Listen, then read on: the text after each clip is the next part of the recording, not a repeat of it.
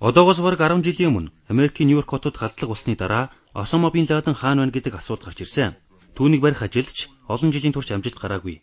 Америкийн тагнуулын албаныхан Бин Ладены ойр дотны итгэлтэй зарлахын араас маш шаргуу мөшөгжээ. Тэрхүү дуршуул нь Гуантанамогийн шоронгийн хоригдол байсан байна. Осамагийн туслахын жинхэнэ нэрийг мэдхэд 6 жил, түүний ажиллагаа явуулдаг газрыг судлахад дахиад 2 жил шаардлагджээ. Ингээд хамгийн сүүлд 9 сарын 11-ний Балмад халдлагаас хойш бараг 9 жилийн дараа Америкийн албаныхан тэрхүү туслахын Пакистанд амьдарч үйл ажиллагаагаа явуулдаг байсан газруудыг олж тогтоосон байна.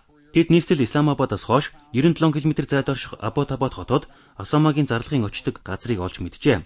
Осамагийн амьдарч байсан харш 3 давхар хамгаалтын маш өндөр хантай байсан нь дотор нь хэн нэгэн чухал хүн нуугдаж байж магадгүй гэсэн сэжиг төрхөж байсан байна. Сүүлийн хэдэн 7 хоногт тусгай ажиллагаа явуулах төлөвлөгөөг Америкийн албаны хүмүүс эрчимжүүлсэн бөгөөд ерөнхийлөгч Обама үндэсний аюулгүй байдлын зөвлөлийг 5 удаа хуралдуулжээ. Хамгийн сүүлийн хуралдаан өнгөрсөн 7 хоногийн пүр гарагт болсон байна. Дараагийн өдрийн өглөөний 8 цагт ерөнхийлөгч цагаан ордноос Алабама муж руу явахаар бэлтгэжээ. Ерөнхийлөгч Обама олон сар бэлтгэсэн ажиллагааг явуулах тушаалыг өгсөн юм а.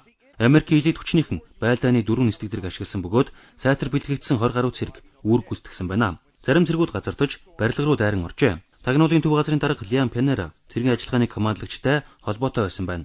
Харин цагаан ордонд ерөнхийлөгчийн үндэсний аюулгүй байдлын баг болж байгаа ажиллагааны бичлэгийг анхааралтай ажиглаж байжээ. ABC News-ийн энэхүү бичлэгт Бин Ладены оргинож байсан барилга ажиллагааны дараа ямар байдалтай болсныг харуулж байна. Гал нээх үеэр амир өгсөн хүмүүсийн дотор нэг эмэгтэй хүн байжээ. Америкийн тусгай хүчнийхэн Бин Ладены хүүг болон бусад 2 хүнийг буудан хороосон юм.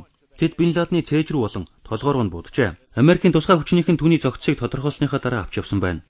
Тусгай ажиллагаа 40 орчим минут үргэлжилсэн бөгөөд механик гэмтлээс шалтгаалan Америкийн нэг нисдэг тэрэг осолдсон гинэ. Харин Америкийн нэг ч цэрэг амь үрэгдээгүй гэж Обама мэдгдээд байсан юм а. Үндэсний аюулгүй байдлын дэд зөвлөх Джон Бреннан ерөнхийлөгч албан хаагчдынхаа аюулгүй байдалд маш их санаа зовж байсан гэдгийг онцлсан байна. Ажиллагаа явагдсны дараа алагдсан хүн үнэхээр Бин Ладен мөн байсан эсэхтэр цагаан ордонд ихээхэн маргаан үсчээ. Харин энэ бүхний эцэст ерөнхийлөгч Обама бид түүнийг устгасан гэсэн энгийн хариултыг өгсөн байна.